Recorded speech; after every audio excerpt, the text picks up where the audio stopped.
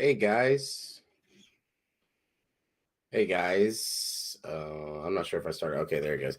Hey guys, let's check out some That's Good Sports today. Let's start with sports today. Thank you for tuning in my live stream. If there is anybody today, let's check this out. I wanted to watch this with you guys today. Before I do, though, let me share with you. So that's good, Court. I am Brandon. We are back down to 0 on the days without an Antonio Brown incident, Perna. An arrest warrant has been issued for former NFL receiver and current wannabe musical artist Antonio Brown. How fitting is it that Deshaun Watson is returning to play football the same week AB might end up in jail? That'll be the main story today, while I also touch on a couple other relevant NFL headlines from around the league. Before I do, though, let me share with you the ultimate Broncos meme, representing what many believe is how our team currently functions. I'm not going to lie to you. This is actually very surprising for me. I thought Russell Wilson actually had a lot left in the tank, but I think everybody was actually surprised in a bad way. In a bad way. It was a very bad surprise. Communication is the key. I signal the quarterback with the play, he relays it to you in the huddle, and then we try it on the field. Okay, let's do it. You guys, I'll run the ball. You always run the ball. Why can't I run the ball? Look up. You're slow and no one likes you. Everybody says you can't go my birthday. Okay, guys, that was good for the first time. Let's try it again. Shout out Johnny Barks on Oh my Twitter for gosh. putting that together for me. Let's do the NFL news in another episode of Law and Order Sports. Jeez. I love this show. Brandon Perner is like one of the best football guys on the YouTube right now. Hey, if you want me to represent you in the court of law one day, subscribe to this YouTube channel. Better Call Perna. Now, Deshaun Watson returns to the NFL this week after serving an 11-game suspension for 20 to 30 varying accusations of sexual misconduct and assault. It's a really weird week for Watson to return, as the NFL is making its annual push for the My Cleats, My Cause charity initiative. That's where NFL players are allowed to wear specifically designed cleats to promote various charities they support. Marvy, what does it say? What does it say? Oh, Maven Gravy? Oh, okay. I thought that's just for a second, I thought that said Marcus Garvey. I was like, what? Recall from my Brandon People pushing that back to Africa stuff for real again, huh? Marshall video that nobody watched. When Marshall tried to raise awareness for mental health issues with his cleats, the NFL fined him for uniform violations. Just a friendly reminder, the NFL will always do the absolute wrong thing before figuring out how to do the right thing. That's just how they operate. Now, this week, while perusing Twitter, I saw that Epstein Island was trending. It was trending this week, and initially I thought that was Deshaun Watson's My Cleats, My Cause charity. I think we're going to check that one out next.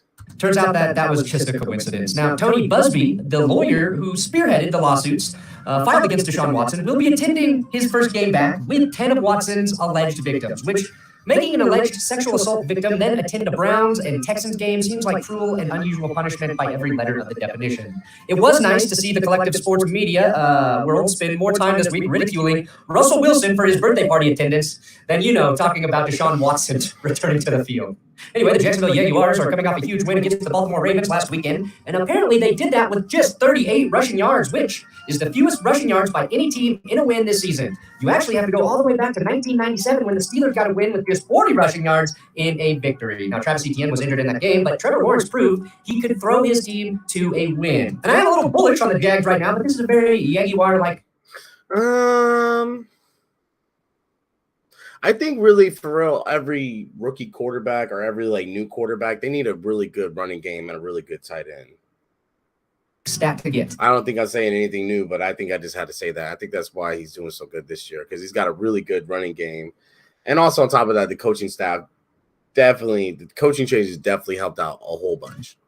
They have a win while also doing some god-awful statistical accomplishment to associate with it. Now, the Chargers and Dolphins have been flexed into Sunday night, the game on December 11th, after the league decided my Broncos were no longer worthy of playing primetime football, especially against the Kansas City Chiefs. Now, this is a huge game for the truthers out there, to and on, the herbiciders, and the national sports media. Finally, Tua versus Herbert in a prove who is actually good game, although Tua did win the first matchup when Brian Flores was the head coach.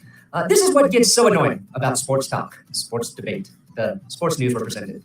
Two things can be true, but you can't make a good show if you have both hosts or the panel of four saying, you know what, both Justin Herbert and Tua are pretty fucking talented quarterbacks right now. I like watching both of them play equally. Even though that is the truth about these two quarterbacks, we can't just say that, can we?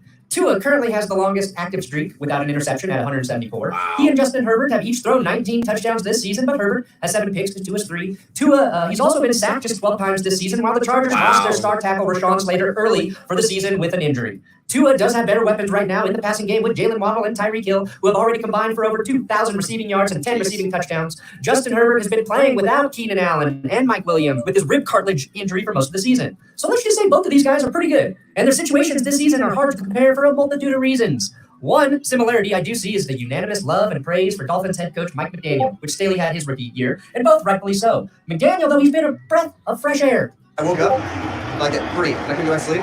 So I was thinking about when you randomly hit me up that you're YouTubing me. Yeah. And so then I YouTubed you and saw this Trent Dilfer thing showing all this high school from you. And bro, your technique was trash. Oh, snap. You know what I mean? Yo, he's really funny. I was like, he's a cool ass coach. Although he does seem to have some anger issues when anyone mentions time. And after his infamous mismanagement of the clock week 1, I imagine that's how Nathaniel Hackett wakes up screaming from his night terrors. And if you recall, Chargers head coach Brandon Staley received similar praise his rookie year in 2021 as a head coach on the job. He became a media darling, which has carried into this season, even though he's kind of hit a little bit of a slump. My point, though, is that I think Mike McDaniel has already earned himself the same leeway Staley got for his early success, and that's tough to do as a rookie head coach. Trust me, I know. McDaniel will be tested, though, in the next 2 games while coaching against the 49ers, his old team, and then, yes, the Chargers in prime time. My question that I have, though, is when it comes to football and head coaches, like, when do you reach a point when you realize that you're a coordinator, and you shouldn't be a head coach anymore? Like Lane Kiffin or Monty Kiffin. I'm actually excited that game got moved there because it is the better watch. Wade Phillips, like people like that. My bad, I did not mean to mention time again, Mike. I apologize. Antonio Brown does have a warrant out for his arrest. Here we go. Unlike last time, he will not be Let's see what this fool got himself into, huh? able to evade police capture by hiding in Tom Brady's fortress. He's officially been banned from the TB12 compound like he's some disgusting Jimmy G. Here's a free line for your next lyrical masterpiece, though, AB. Channeling my inner rap god. The police put out an APB for AB. Looks like karma catching up to me for dogging on Tom Brady. I shouldn't have posted nude pictures of Giselle. Got a lot of time to reflect from a prison cell. I'm sorry, God, please don't let me burn in hell. Jesus, this is an APB from AB. Banger. So what did Antonio Brown do? He is wanted on a domestic battery charge stemming from an incident on November 28th. It's his ex-fiancée was accused Brown in the situation. Many of the details surrounding the incident were posted on Fox 13 Tampa Bay. It sounds like Brown and his ex-fiancée had an argument where things escalated to a point where police were called. Even though there are battery charges, I could not tell if any act of physical violence actually occurred. This is from the Fox 13 article and police report. And I quote, "The suspect exited the residence and threw a shoe at the victim, striking her in the ponytail. So a shoe hit her in the hair. In the head. The victim had no injuries, but believed the shoe was meant for her head. The suspect, Antonio Brown, would not open the door or come outside to speak with officers. The suspect also, during this incident, attempted to issue an informal eviction to the victim. So during the ordeal, police said Brown locked himself in the house while others tried to speak to him. Investigators said Brown threatened to shoot her if she tried to enter the house. Quote, the suspect placed an informal eviction notice on the door with 11/28/2022 at the date showing the victim has 7 days to gather her belongings and leave. The police report said in part, the suspect continued throughout the incident to state that the victim had no right to be at the residence or even gain entry to it because she did not live there. Okay, so to recap, Antonio Brown threw a shoe at the mother of his children, threw her belongings onto the yard, refused to let her back into the house, threatened to shoot her, wouldn't let police in, and then posted an eviction notice on the door. This dude's like losing his mind, bro. This is crazy. Which I'd personally love to see a photo of that Jesus. handwritten notice. An assumedly poorly written eviction notice. You have been Invictus. Signed, put that shit on. This is another sad chapter, though, in the downfall of Antonio Brown. He was just ordered last month to pay $1.2 million to the moving truck driver that he assaulted a couple years ago. Brown was also on probation from that incident, which he actually had shortened by a full year for good behavior. I wonder if domestic battery ends his streak of good behavior, but we have seen issues between his ex-fiancée and him before. There are also kids involved here, since she is the mother of 4 of his children. And when someone as unstable as Antonio Brown starts to threaten to shoot someone, I hope intervention stops something terrible from happening. I don't think Antonio Brown should be around any of these people, and he needs serious help, which he needs to be forced to receive because time and time again, all he's done is deflect blame while spewing absolute nonsense while doing so. How many assaults, sexual assault accusations, and varying other situations does he have to be a part of before something is done? I don't know, but I feel like this is one of those situations where something terrible is going to happen if police intervention, court-ordered intervention, if something doesn't happen to help protect Antonio Brown from himself and to protect others from Antonio Brown. I think that's about true, though. I think he does need to be off the streets. I think he's going to end up homeless, honestly. I think he's really going to end up homeless. Let's see what else we got. And I think this is kind of one of those things, like, it's really sad. I think he needs to be medicated. Like, he needs to be medicated. He needs to try that. Let's check this out, and then we'll check out. But no more Antonio Brown. Let's watch this. This is crazy. Alyssa Milano decided that she was going to leave Twitter. Then she went on The View and she said, "Yeah, no, actually, I'm not going to do that. I changed my mind."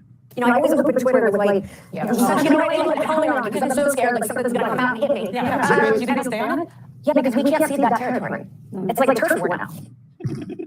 Well, I don't disagree with the sentiment. That's why I don't think the conservatives should just abandon YouTube. But you obviously shouldn't self-censor to the point where YouTube is no longer of any value. She just yells the kinds of insane things that only the absolutely crazy lament. So, well, yeah, she gets a reaction for what she puts out. It's not so much like random attacks. Nobody's going to go after you on who's the boss. Right. Because you say dumb crap all the time. And charms suck. Yeah. She doesn't Never ever watched it. No, neither did I. I should say it's not an educated opinion. I just feel like throwing shade. Yeah, I don't really All right. I never say it either, but Don't be faking. Charm was okay. It was okay. It was better when the well, I forgot what that woman's name is with the black hair. When she left the show got a lot better. I bet it's terrible. Does it make you feel big? Yeah. I feel big saying that. Yeah. She's a woman, I'm a man. Yeah. Trashing you, take her down. Yep. Jesus, guys. Acting all sexist. That's the only reason. I don't care. I don't care how good looking you are if you would have rebuffed my advances in high school. So the WB. How could Why does he have a gun on in the studio? What the hell is that about? good? So here's the thing. I guess she stayed on because she wanted to continue tweeting stuff like this to Elon Musk. Here's a tweet from her. Is this the freedom of speech you want, Elon Musk? How about copyright infringement? Is that fine by you too? And then it has a picture. Forgive me if you're listening. If you're chilling, she has a picture of her dressed like a lady in Little House on the Prairie. And But that's hilarious. I guess someone photoshopped it saying my vagina smells like cat piss. I think it's supposed to be, what's that show? The Handmaid's Tale? Oh, Yeah, okay. which is just still hilarious. But here's the thing: if there was something as bad as she claims, like people are trying to destroy my reputation, copyright infringement, these threats, you'd see something better than an MS Paint. My vagina smells funny. Well, that's the best she had as far as threats and an unsafe space. Yeah, the next tweet she's clarifying, just to be sure, my vagina does not. It does not. Like cat piss. Yeah. I'm like, I think you're protesting a little It's more like pencil shavings. Much drier. Tuna? I don't know. So It's something a cat might eat out of a can. yes, Sheesh. please deliver now.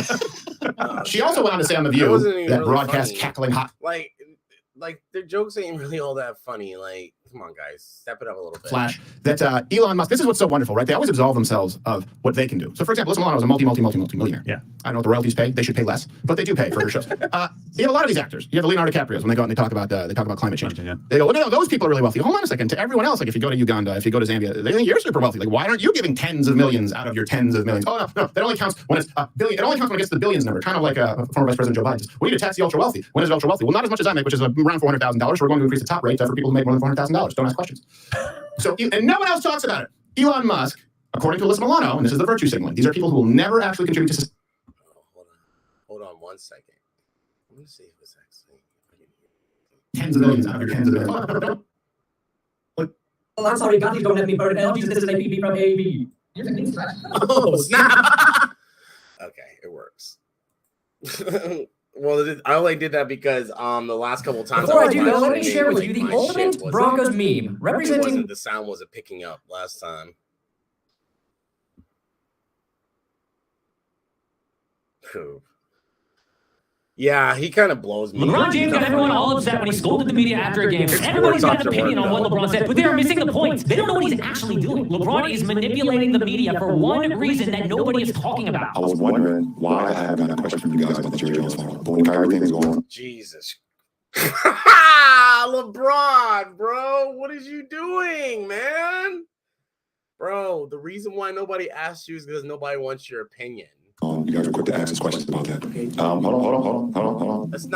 That's not even your sport either, bro. I want you guys to say nothing. When I watch Kyrie talk and he says, I know who I am, but I want to keep the same energy when we're talking about my people and the things that we've been through. That Jerry Jones photo is one of those moments. But it seems like to me that the whole Jerry Jones photo, and I know it was years and years ago, we all make mistakes, I get it, but it seems like it's just been buried under like, oh, it happened. Okay, we'll just which is a little warm. I was kind of disappointed. I haven't seen that much from you guys. Appreciate it. That photo is about If you got Jerry Jones money, then yes, that's how that's gonna work.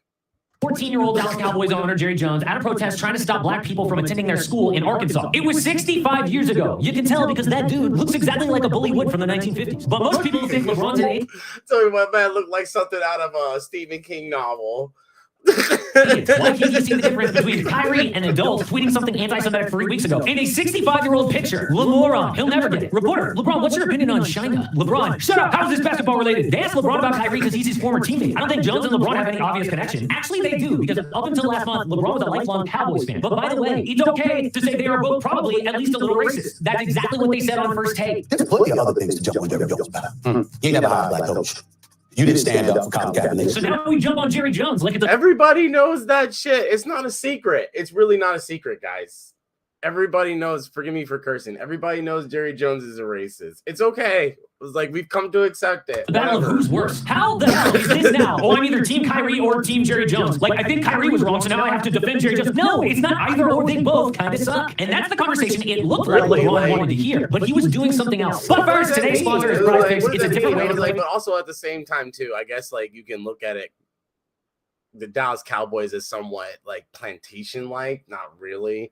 Because if there is no slave that's ever been paid like millions of dollars before. So, and we as black people have helped Jerry Jones become a billionaire, if not the richest NFL owner, and one of the most, I think he's like not the richest sports owner, franchise owner, but he is one of the richest. I mean, I know he's up there. He's up there with a lot of the soccer clubs out there in England and stuff. Fantasy sports. And the word soccer comes from England. It's not an American thing. Jeez. You against other people, it's you against the projections available. I've been playing all year and I love it. Actually, win or lose, I just play for fun. And it will make any game a lot of fun. Like any random Thursday night, I went viral recently about all the times LeBron. I know that is harsh, but hear me out. A Twitter thread went viral recently. LeBron was faking his deep concern about this topic. For me, thanks again, Price. I think LeBron was faking his deep concern about this topic. I know that he doesn't care. Yeah. It's harsh, but hear me out. A Twitter thread went viral recently about all the times LeBron has been caught lying. You know, sometimes the truth hurts, bro, and sometimes the truth is hard to swallow. So, thread of LeBron James lying for absolutely nothing, predicting Kobe's 81. Innocent ones, like when he said he listened to Migos his first year in Miami, but their first mixtape didn't drop until a year later. I listened to those guys my first year with the Heat in 2010. See, that's really stupid. I just think he got mixed up with they probably were playing this shit on the radio, but they probably were. Let's check it out. Like, where are they playing? Was the Migos getting played back then in 2010? Let's see. I think that they must have had some stuff out there.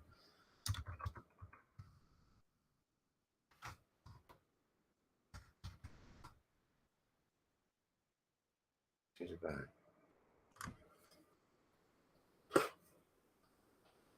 Recognized for contribution to trafficking in the 2010s.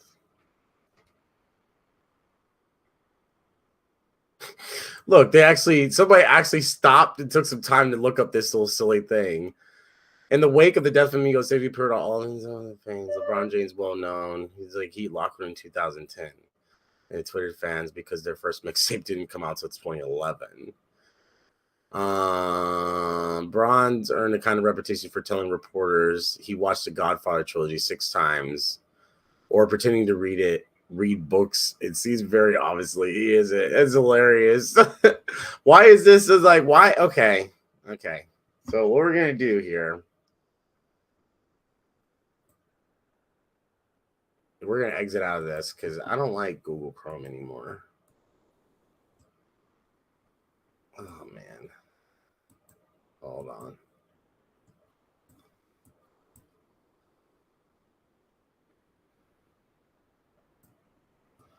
Oh man. There you go. No.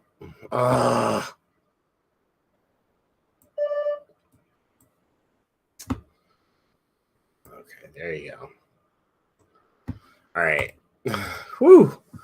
That was tough. Man, I'm telling you, man, get a good mouse, bro. Make sure you have a good mouse. I just want to go to YouTube. Not YouTube Studio. Stop. Okay.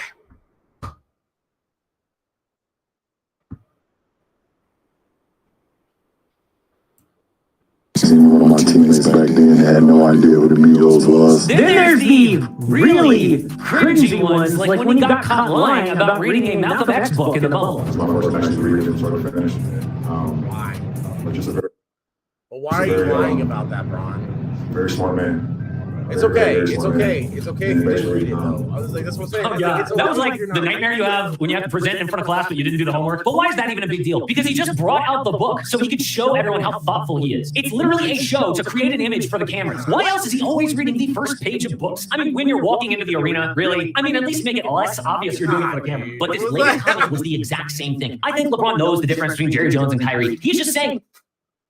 They did the same thing to KD back in the day. Nobody remembers this, but I want to say like when he was in Seattle, so that must have been his rookie season, all the way up to like his third season, his second season in OKC. Like they used to always show him with a Bible in his backpack. As it was, yeah. So Kyrie hears it. LeBron wants Kyrie on the Lakers so bad, he's sticking up for him in front of the cameras. He knows Kyrie's going to hear that and think, yeah, LeBron's my boy, because their relationship was in a horrible place back in 2018. Kyrie left the Cavs because he didn't want to be in LeBron's shadow. They didn't even hug before games for years. Then LeBron started. I think honestly, I think it might be a little bit more than that. I think LeBron, he doesn't. Sure, that was kind of a stupid little stunt, but I think his team behind him probably has a bigger plan. They're probably going to try to sign Kyrie or something, try to give him a decent deal or whatever. I think there's going to be some lot more that goes behind it.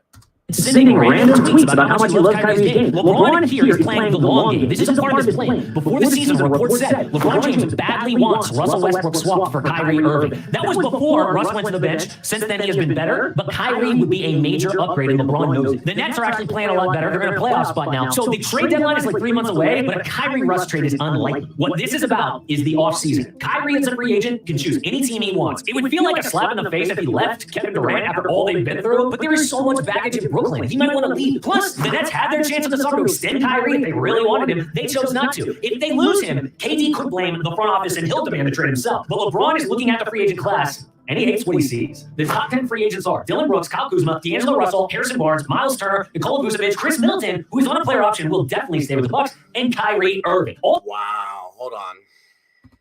Let's go back.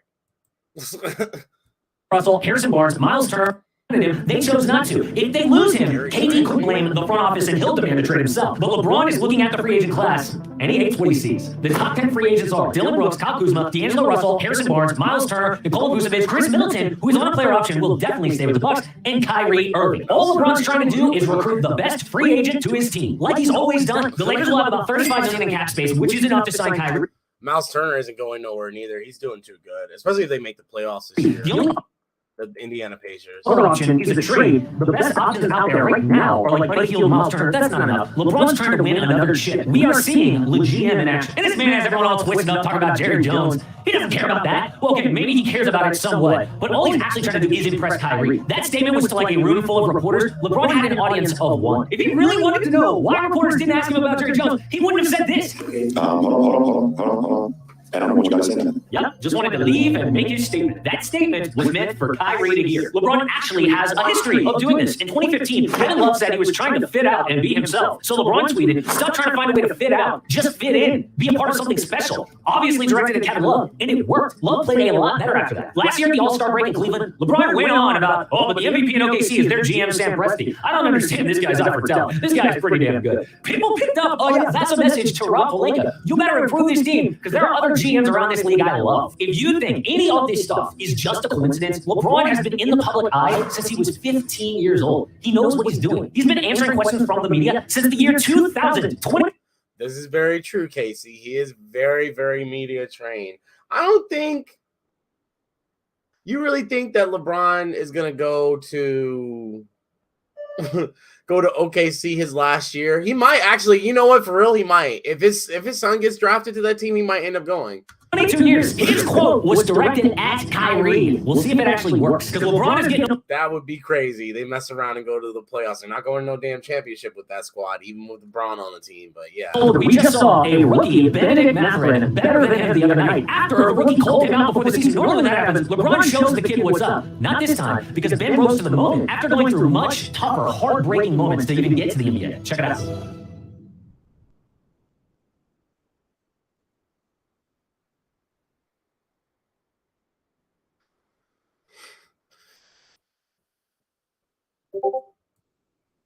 He's so Growing up, YouTube for me was such a breath of fresh air from everything that I've seen on TV. It was a website for regular people like me and you to post about things that we're just interested in as regular people. And there was a level of informality and unprofessionalism that was. Hold on, let's see.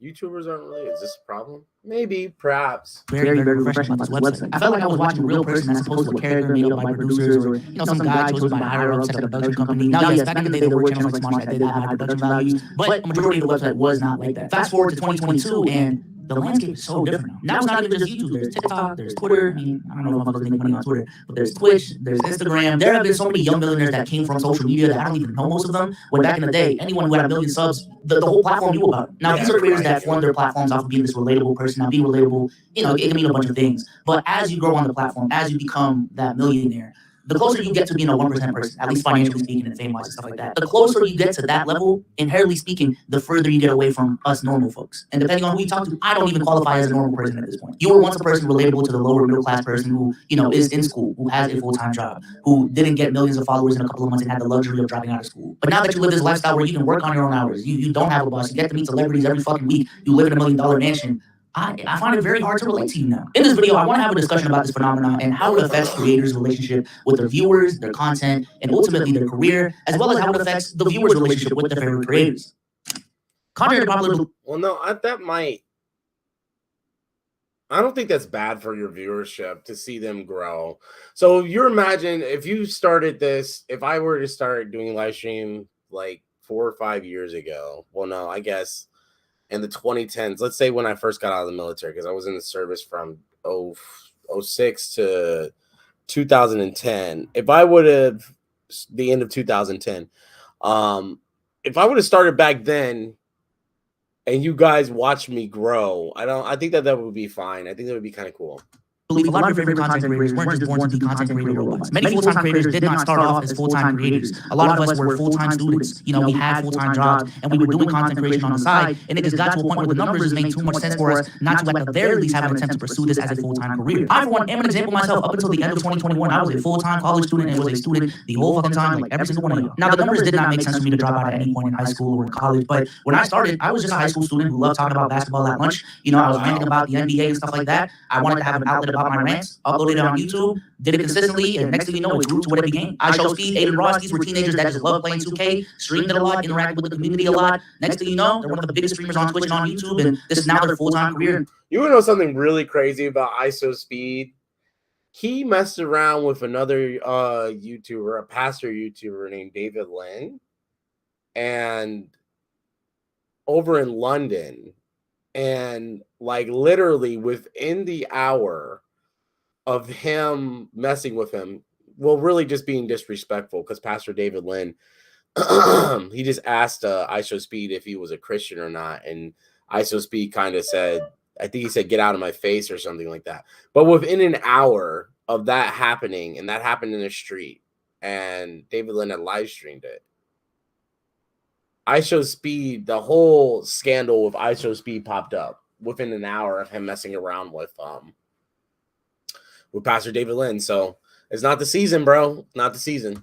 They have been multi-millionaires because of it. Emma Chamberlain was a regular high school student making videos on her spare time until she blew up and just decided to drop out of school. These were passion projects for regular people that ended up being full-time careers. And let's not get it twisted. This is still the case today. YouTube is still not a job. I don't think it'll ever be a job where you go to college for a YouTube or content creation degree, you intern at a couple companies, and YouTube is just going to give you a salary to create content for them. Now, there are exclusivity deals like what FaceSwag and what Ludwig has, but you know what I mean. They're just not going to hand out 90K salaries for people to make content. It is way too risky for people to just drop everything that they have to go full force into content creation without having some sort of platform already built. Like, imagine just, Jimmy over there just graduated high school, had no platform, 0 subscribers, and wanted to pursue YouTube full time. That's a dangerous game to fucking play. But in these formative years, YouTubers do have one big advantage. That is relatability. You cannot do a day in the life of a USC college student without actually being a USC college student or whatever college you're in. You just can't make a video on how you survived high school or what it was like to work at a certain company if you were never in that situation out of necessity. I'm gonna just be honest, the same way some rich motherfuckers can only talk about rich motherfucker things, there are certain stories in life, there are certain topics in life that you just won't have the ability to tell unless you were actually a lower to middle class, upper middle class person. It's highly refreshing that when I watch your videos, you're not just always with content creators or celebrities, because I don't have access to that. So that's very true. That's very true. You know, it's a little bit relatable if you're not hanging out with Drake every day. It's nice to see that your videos aren't recorded with 5-man filming crews, and you know they aren't recorded with Arri Alexas or Red cameras. At most, they're recorded with a Sony A7S or something like that. The things that I'm talking about are small things, but at the end of the day, this is what makes social media what it is, and ultimately what makes influencer careers the way it is. It is that relatability factor. And these are things that content creators, on purpose or not, they know. They know that motherfuckers like relatable things, and this is what they use to grow their platforms. So at this point in the creator life cycle, we are assuming that they have reached full-time status, meaning that they actually have the opportunity to drop everything that they're doing in order to focus on content creation full-time. So let's talk about the lifestyle changes that a creator typically has to go through at this point in their career in order to maintain this new lifestyle that they... I don't know. I fucked with B Souls. I'll give him a thumbs up for this one, but yeah, he's kind of losing me here. I just don't think that it's hard for me to relate. I guess because I'm out of the age bracket for this now. So yeah, let's see. This episode is sponsored by The Northman and BetterHelp. Scarlet Witch versus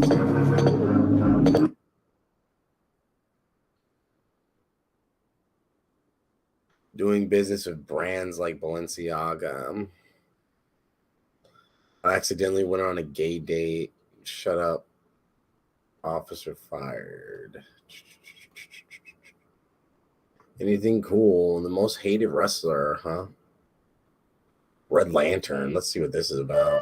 Vladimir Sokol was born in the early 1900s. Loyal to his 1900s, loyal to his country, he would go in to join the Red Army and become a decorated soldier. After the Green Lantern emerged, Alan Scott, Russia began to try and create their own superhero. A Red Lantern and a ring were created that tapped into the Crimson Flame, whose origins are unknown. Vladimir took up the mantle of the Red Lantern, acting under the orders of his government. He would then fight against the Green Lantern on several occasions, but was unable to beat him. The two lanterns did team up to fight against the Nazis, though this wouldn't last. In 1951, Vladimir had a daughter that seemed to inherit the Crimson Flame, changing her skin red.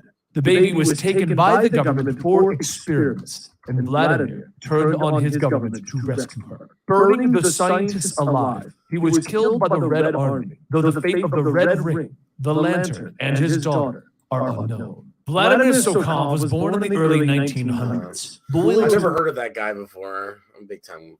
I guess I'm a big time comic book nerd. Amanda Seals. Fema Nazi.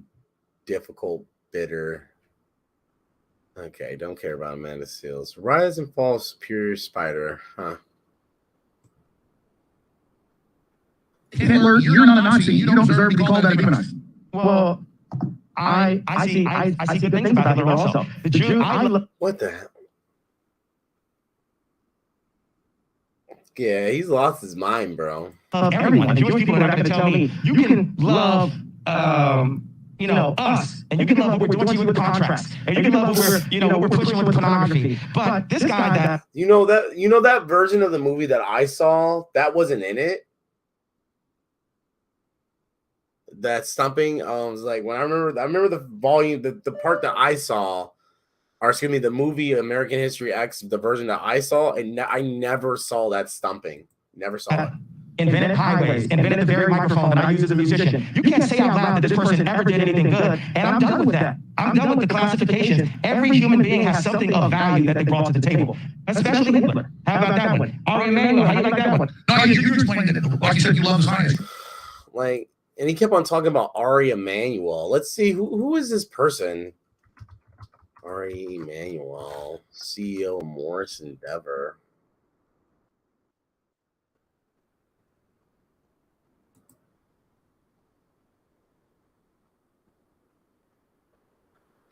He kept on saying her name. In fashion label, founder of Stroud.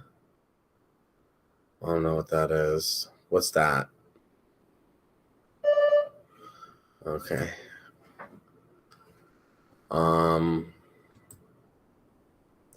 Ari Emanuel.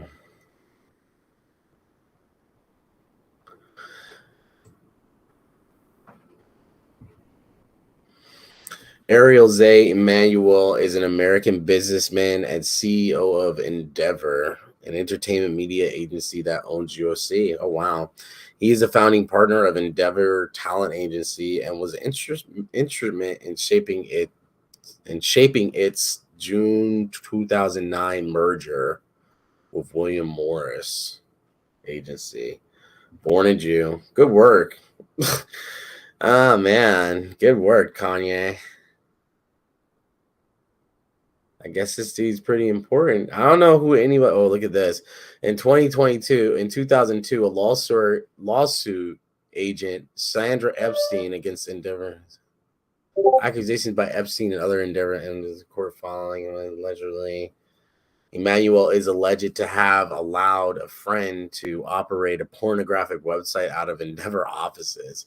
According to Epstein, Emmanuel made racist and anti-gay remarks and prevented her from sending a script about Navy SEALs to Wesley Snipes, saying that it is one of the dumbest things I've ever heard. Everyone knows that black people don't swim. Wow. Emmanuel disputed these accusations at the time. Epstein's claims were settled for $2.5 million. I was like, bro, and then Kanye's like sitting there saying, I'm going to work with you. No, you're not. Like, bro, this shit doesn't make any sense. It was like, Kanye makes no sense at all. He's like, you're not supposed to be working with them. Well, no, forgive me. Not, when I say with them, not the Jews. I mean, people that don't like you. People that say shit like this about us. Like, that's so dumb. I was like, people show you that they're enemies. Seriously, I really studied a lot of history, plus I had family that was there. And people show you that you're their enemies. The Lord does say to love thy enemy, but you're not supposed to go out of your way to help them achieve their goals. That's dumb. And so, I don't think that's what I get the Hugo Boss uniforms, amazing. But I mean, just because you're a designer, can we just kind of say, like, you like the uniforms, but that's about it. We know, I'd say there's a lot of things that I love about Hitler. A lot of things. Hey, even Alex Jones couldn't take this crazy mess, bro. And Alex Jones is a child of Caleb. Shout out to my children of Caleb out there. If you know, you know. This is insane. You are an insane person. How could you say something? It's okay to live. You like the Azov Battalion. They openly hound Hitler. They're the leftovers of World War II. They support Zelensky and attacking Russia. You like the Azov Battalion. I love everyone. I can't defend it, bro. I'm not even gonna try to defend that shit, bro. Like, what's the point? What's the point, yeah? And Destiny did bring up a very good point with that. It was like, if you're reading the Bible and it says like love thy enemy, sure. I was like, but when somebody's actively trying to destroy you and you know it, you probably shouldn't. I was like, right, you probably shouldn't try to help and promote them and say their name and everything like that. Like, it doesn't make any sense. Like, Adolf Hitler killed so many people. What's the point of making that comment? I remember watching that live stream earlier today, and I was just like, when he had said that, I was like, Jesus, this dude is ridiculous, man. He's lost it. Oh, he says he loves all these people. He's doing it to himself. Like, he's doing it to himself. Yeah, he knows what he's doing. He's an idiot, bro. He's an idiot, dog. He's an idiot, bro. It's like, the Jews have already socially decapitated this man, socially castrated this man, and fucking dwindled his net worth down to whatever the hell it is, bro. And you're gonna try to celebrate the man that I'd assume the Jewish community demonizes the most. It's like, I don't know. Hold on, and another thing, how many Black people did Hitler kill?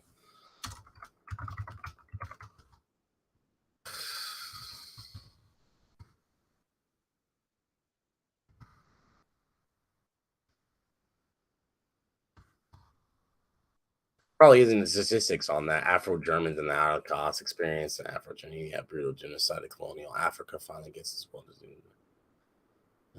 Nubia to Germany.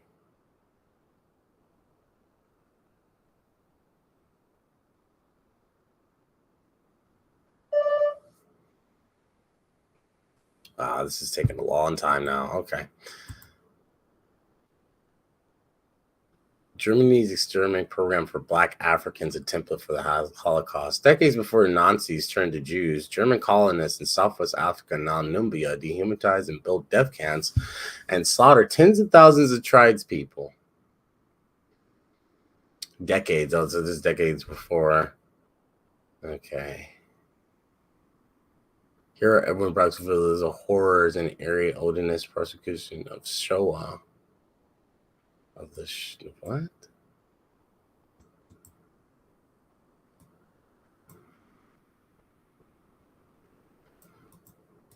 Oh my goodness.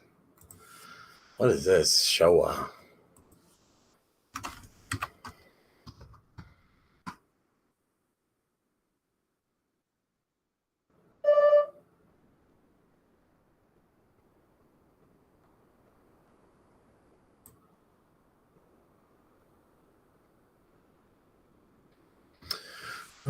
Genocide, the Romi. The what? The Romi Holocaust or the Roman genocide, also known as something devouring, the Nazi during World War II, allies to commit ethnic cleansing, eventually genocide against Europe's Romanian people. Oh yeah, I know what that one's about. So I mean, wow. Germany comes to Africa. Nazi Germany aggressed against its neighbors as a part. I do know, like, Benito Mussolini, he definitely killed a lot of us. He really bad. Haile Salah went to the UN begging for support to get these people out. He like wiped out a lot of people. Say that this man is responsible for it, bro. Like, he's trolling. He has to be trolling.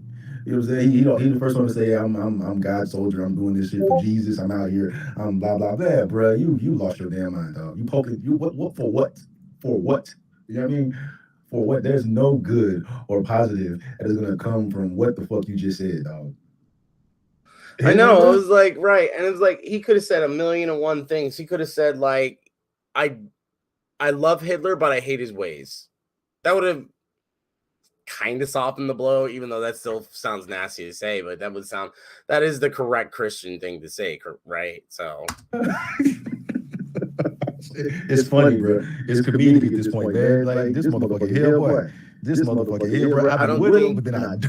And I don't think he fully comprehends it either, what he's doing. I've been with him, and then sometimes I think business wise he's good, but I don't think that some of the stuff he says, I don't think he's comprehending fully. No, like, you lost me, dog. There's no defending this shit, bro. I'm not sinking with that fucking shit. You sell your ass over there somewhere, bro. Fuck out of here, dog. I'm cool, bro. I'm cool, man. You know what I'm saying? It's like, what? Are you addicted to getting torched? Bro, are you addicted to this, bro? Like, you got a problem, cuz. You got a problem. I think he's addicted to the attention.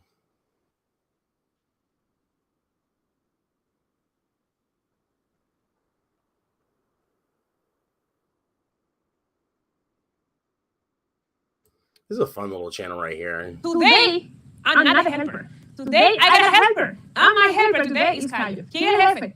No, no. Today I am the boss. No, yo soy la jefa. Today I'm the boss, and Caio is my helper. My name is Caio. But I know I think she's beautiful, but I know so many women that look just Activision presents Secret Service, Default Funds, TV Cauldron, your favorite TV station. My favorite TV station is G4. I like Scott the Waz. This game came out in 2008. Any similarity to real world events is not intended. I like this show. I want to see what this game is about. I'm going to slow it down too. I'm going to put down the regular. Give me a second. I'm about to go to the bathroom.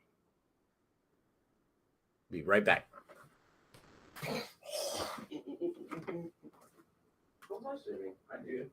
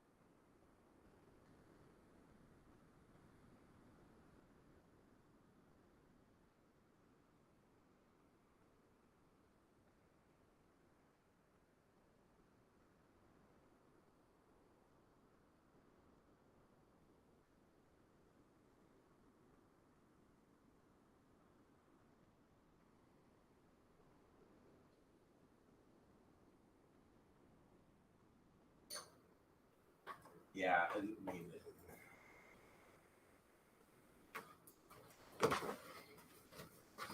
Let's check out my man Obushu's games. Although it didn't say that in the beginning of the game. They probably should have put that disclaimer there. Any resemblance to real-world figures is entirely coincidental, except for Abraham Lincoln. We did put him in there.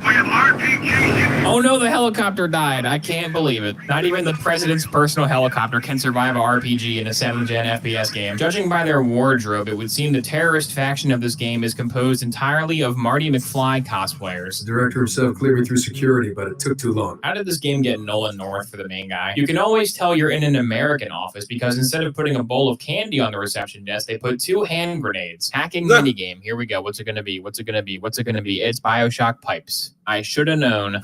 Wait, what? That's like an actual army guy. He wasn't even like disguised as a normal citizen. He was just an actual evil army guy with the beret and everything. How did he get into the Capitol building? How did CSGO terrorists infiltrate the Capitol building? Come to your senses, Teddy. You can't establish a national park system that'll cost $1 million. I'm willing to do whatever it takes to preserve the great landscapes at Yellowstone National Park. Okay, we can do it, but it's gonna cost you an arm and a leg. That's fine with me. Oh, okay, wait. Maybe I want to rethink this. Press F to pick up cell phone. Okay. We've been trying to reach you concerning your car's extended warranty. Yo, you can't tell me that those telemarketers talking about extended warranties, man. They're the worst. Absolutely. Chandelier, fall down, chandelier. Come on. Ah, didn't fall down. This game is not too great, guys. Not too good. Can I melee the bust? Oh no, I tased him. I'm so sorry, Statue. Also, that would be a great cover for a Vaporwave album. If there's one thing I've learned from playing all these games, is that you can't overthrow America with an AK-47. You gotta use the MP5 at least. Pick up the Cause 50. What is the Cause? Oh, it's called the Cause 50 because it's causing me to have a good time. Another cell phone, eh? I guess I'll give it another That looked like a Mossberg shot. Oh, why is man sitting down? Look, I need to know if it's still Thanksgiving. I now hereby call this meeting of the 69th Congress into order. Now, all in favor of changing our floor to be an airport carpet, say aye. Aye. Very well. The ayes have it. Hey, which one of you senators is the bad guy? Oh, it's not me. No, I swear it's not me. Huh? General Bad Guy? I've never heard of him. The entire government runs on this engine. No, what are you doing? Now we'll never pass the legislation. Hey, big brother, I prefer The Bachelor. Did you know underneath Washington, D.C. is the game Half-Life 1? Not a lot of people know that, but it's true. My tax dollars paid for On a Rail. I wish they would have gone to Ravenholm instead. That place is not doing too good. They could use the extra government funding. Can you prone? You can't prone. Okay. I have to jump. Here we go. Oh boy, I could go for a snack. What's on the menu today? We got the chicken wings, the square pizza, the hamburger, potato skins, mitochondria. Oh my God, the nuclear missile bomb. I should have known the president was being attacked at the Lincoln Memorial and then Congress because of nuclear missile silo. No, stealth part. You have to tase these guys. They're not enemies of the state. They're Secret Service guys, just like you, but they have bad intel. What's the range on my taser? Not great. I'll just run past. I'll simply run past them. What are they going to do? I'm behind a piece of metal. They can't hit me. This game doesn't have FMJ. Line A, turntable. Ooh, I wonder if this will have the alien turntable too. I never did get to see what that was. Does anyone know how to unlock the blood mod for the PC version of this? This has a blood mod? That's what the game is missing. This game is really bad, but if the guys bled when they were shot, then it would be good. If the game has blood as a feature, why would you ship the game without blood? The developers of this game are the same people who play GoldenEye and Paintball mode. Whose work terminal is this? Why do they have 2 full keyboards? You can only use one of those at once. There's no way they're using 2 full keyboards at once. I'm hacking into the mainframe. Just gotta get past the firewall. Come on. That guy just ran into the electric fence and died. That's the elite people protecting the president. You will not prevent me from saving the president of the United States. That guy just dove in front of the taser. He did not want his fellow servicemen to get tased. They should have made that guy protect the president, not me. If I saw a taser round coming towards the president, I would not dive in front of it. I would take out my phone and post it as a hashtag YouTube short. Well, we finally made it to the White House. Doesn't feel very American, though. Oh, there we go. I can finally use my guns again to kill people. Being a pacifist was so boring. You cannot indiscriminately kill other agents. I was doing it for like a minute. You didn't stop me then. So I got a machine gun the army guy. and tase the normal guy. That's very annoying. And we've noticed he's not killing the suit guys. We should just make all our bad guys wear suits. There's probably a bunch of suits around here, right? It's a White House. We gotta talk about the dress code for this terrorist organization, man. I did not join the terrorists to wear a suit and tie to work every day. I thought this terrorist position would be remote. I thought I was gonna be the remote detonator guy. Oh yeah, we're gonna need all terrorists to come to the target and bring all the dynamite you have as well. Dear God, these terrorists are some sick bastards. They knocked the bust over, but the bust stayed glued to the pillar though, so it's not broken or anything. Let's see It what was else just kind we of got rude of here. them to do that. Look at that ancient mold that was underneath that pillar. That mold is probably from like 1823. That's where COVID came from. The terrorists released a bioweapon by rearranging the White House furniture. Oh no, looks like the White House is under siege by fighting Polygon team. Oh hey, I can see the Washington Monument from here.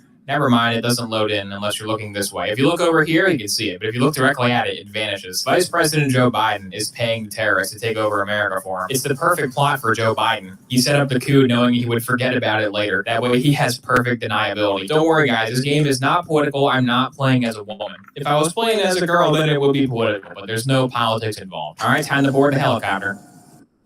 You gotta be kidding me. No way. This whole game has been walking through a hallway, but they still put in the AC-130 part. Sir, we can't get through. They got some kind of gunship guard in the White House. Copy that, fellow terrorist man. Is it an AC-130? No, it's not one of those. It looks to be some sort of... Well, guys, I'll be back on tomorrow. Have fun.